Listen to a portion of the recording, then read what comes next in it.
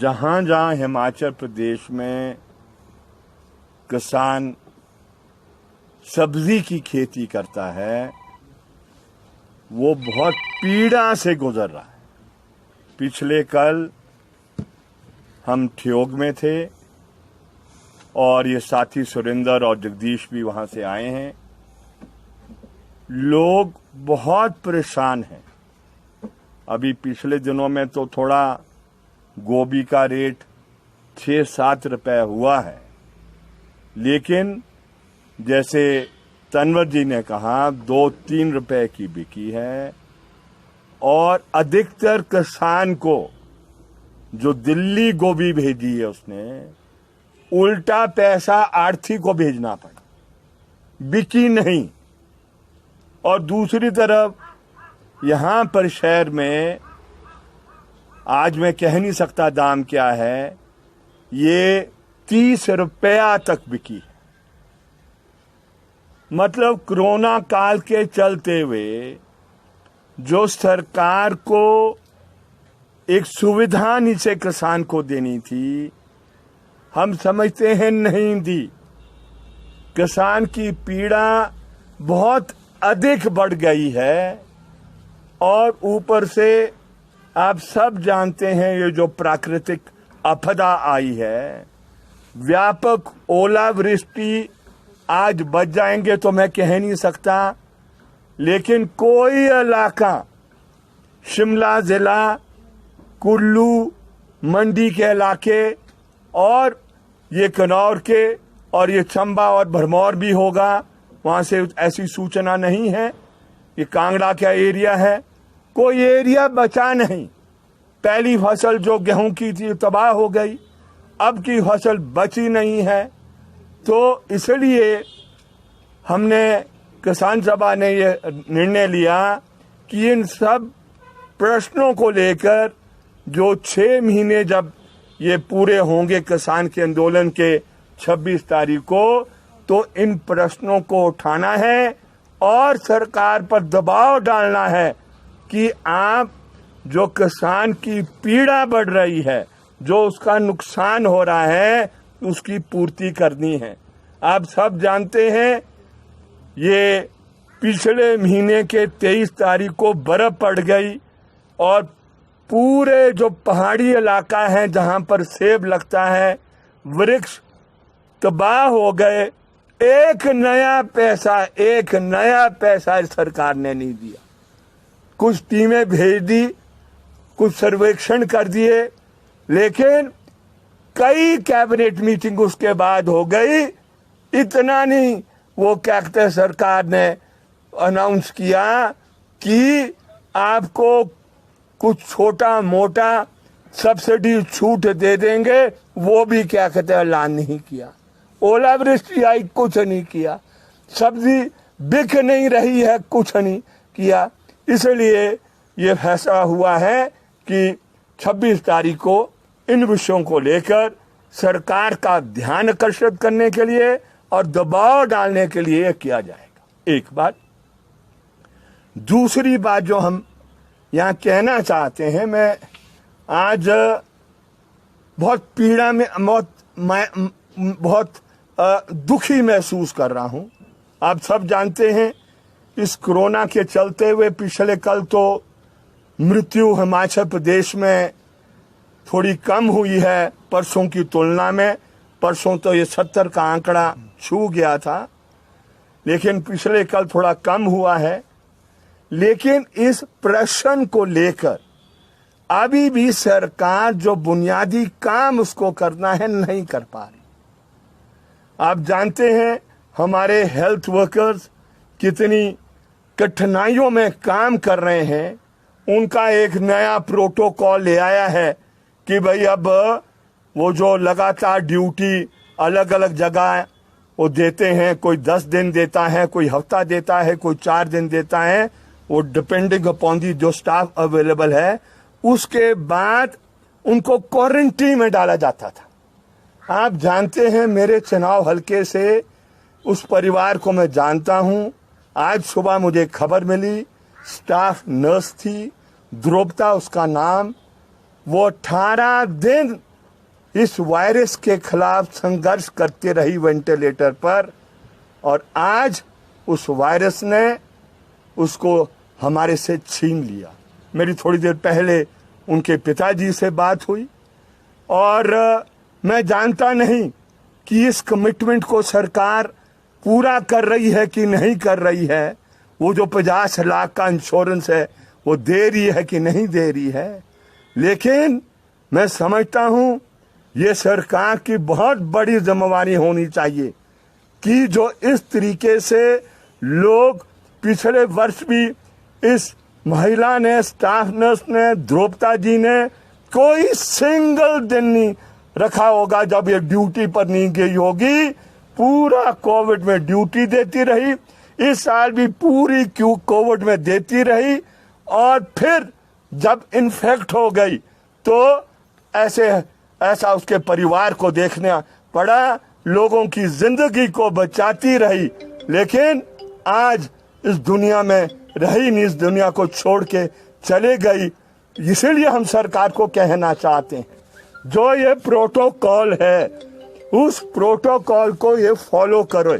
ये सारे में है, जहां पर आप एक काम करते हैं उस काम करने के बाद आपको क्वारंटीन करना है, लेकिन आप क्वारंटीन कर नहीं रहे हैं, और इसलिए इन्फेक्शन के अंदर भी लोग ड्यूटी दे रहे हैं, चाहे वो डॉक्टर है, स्टाफ नर्स है, कोई और वहां पर वार्ड बॉय है, वो आपका सिक्योरिटी स्टाफ है।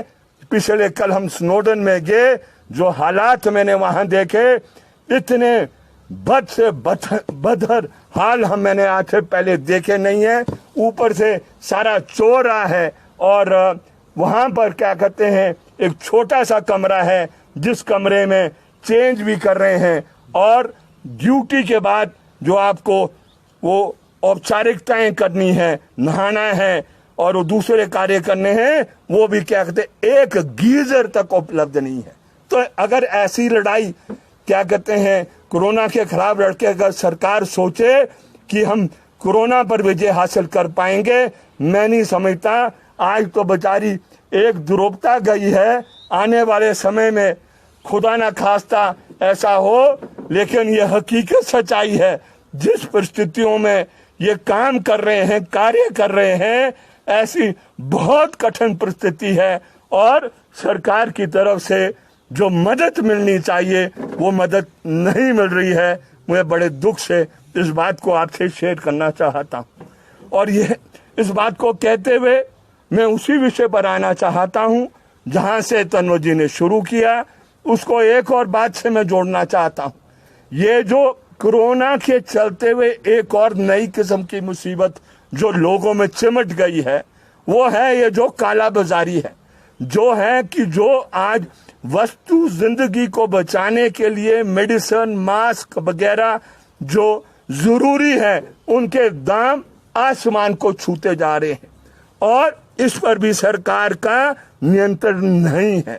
मैं इस बात का जिक्र आपसे करना चाहता हूं। यहाँ पर ये केरला की सरकार है, उन्होंने 1986 में Kerala essential articles control act लाया था, जिसके तहत जो भी एसेंशियल वस्तु है उनके दाम को नियंत्रण में रखने के लिए ये कानून लाया था। हमारे हिमाचल में भी था ये, जो Himachal Pradesh essential commodities act के नाम पर जाना जाता था, लेकिन दुर्भाग्यपूर्ण मैं भी उसमें शामिल हो गया। जो विधानसभा ने जो निरस्त किया उस कानून को, हम अपना विरोध ही पर प्रकट कर सके, लेकिन हम उस कानून को वो वापस लेने से सरकार को कन्विंस नहीं कर सके कि इसको वापस मत लो, कल को ये कानून हमारे काम आएगा। और इसलिए हम आज देखते हैं, क्योंकि कोई कानून नहीं है, सिर्फ ये बाजार में वस्तुओं के दाम ही नहीं बढ़ रहे हैं, लेकिन साथ साथ में जो एसेंशियल आइटम्स हैं, जो कोरोना को कंट्रोल करने के लिए जो होने चाहिए थे, उसको नियंत्रण सरकार नहीं कर रही है। मैं आपसे इस बात को साझा करना चाहता हूं। केरला सरकार ने पीपीई की जो किट है मात्र उसका दाम 273 रुपया रखा है। जो N95 का मास्क है, मैंने विधानसभा में भी इस पर चर्चा की थी और जिक्र किया था कि चंबा में किस दाम में वो बिका। वो आज केरला में N95 का मास्क मात्र 22 रुपए में क्या कहते हैं बेचा जा रहा है।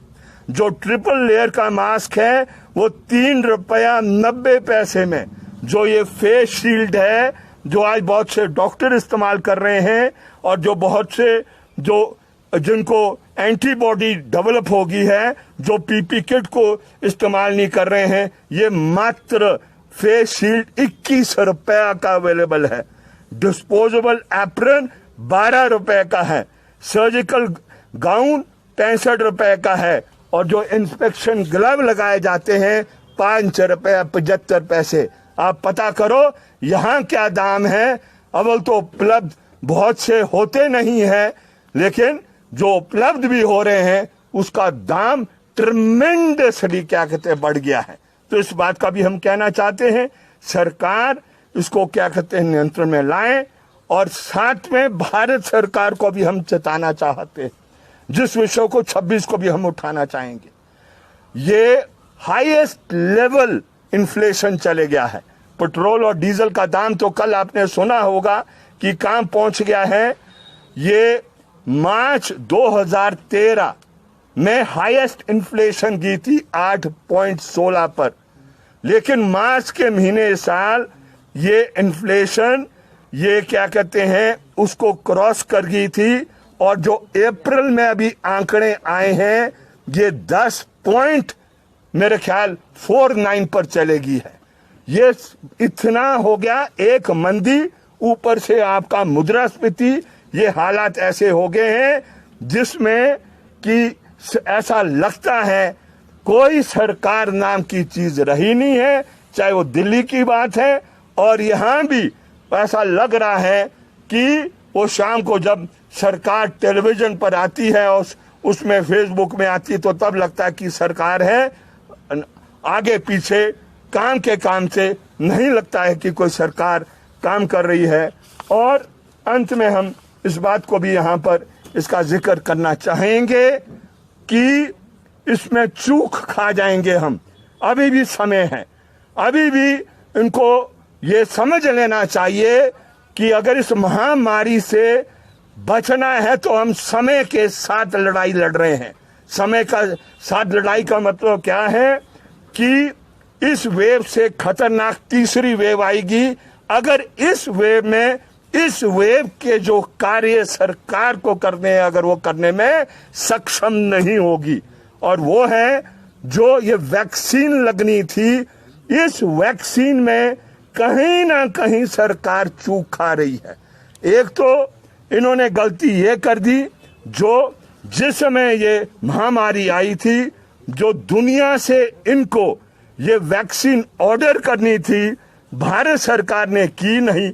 अब ये राज्य सरकारों को कह रही है कि तुम ऑर्डर करो। मुझे पता नहीं है कि सरकार ने ऑर्डर किया है कि नहीं किया है। इसको ऑर्डर करना है और इस वैक्सीन के प्रोसेस को तेज करना है। ये अच्छी बात है। जो ऑक्सीजन सिलेंडर केंद्र सरकार ने प्रॉमिस किए इनको, जो आए नहीं, अब इन्होंने पिछले कल मेरे ख्याल निर्णय लिया है कि बाजार से वो खरीद के ऑक्सीजन सिलेंडर को लाएं। तो इसलिए हम यही कहना चाहते हैं कि जो डेथ हो रही है उसका मुख्य कारण ये है कि जो लापरवाही सरकार और सरकार के तंत्र से जो हो रही है उसकी डेथ बढ़ रही है। जब इस लापरवाही को या नासमझी को या जो जरूरी कार्य सरकार को करने हैं जब तक इसको नहीं करेगी तो हम समझते हैं सरकार जो एक संविधान के तहत जो उसकी जिम्मेवारी है लोगों की जिंदगी को प्रोटेक्ट करना, उस जिम्मेवारी को वो सही तरीके से नहीं निभा पाएगी। ये तो बात अलग है कि मिसेस गवर्नर महोदय को भी कोरोना लग गया, वो तो किसी में भी चिमट सकता है, आपको भी चिमट सकता है, हमको भी चिमट सकता है। लेकिन इसे ये लग रहा है पता कि इस कोरोना का कितना गंभीर ये मसला हो गया, कितना नीचे चले गया, और उसमें अभी तक हम समझते हैं जो सरकार को कार्य करना था उसमें करने में वो सक्षम नहीं हो पा रही है। इतना कहकर जो भी आपके प्रश्न होंगे उनको हम जवाब देने के लिए तैयार हैं।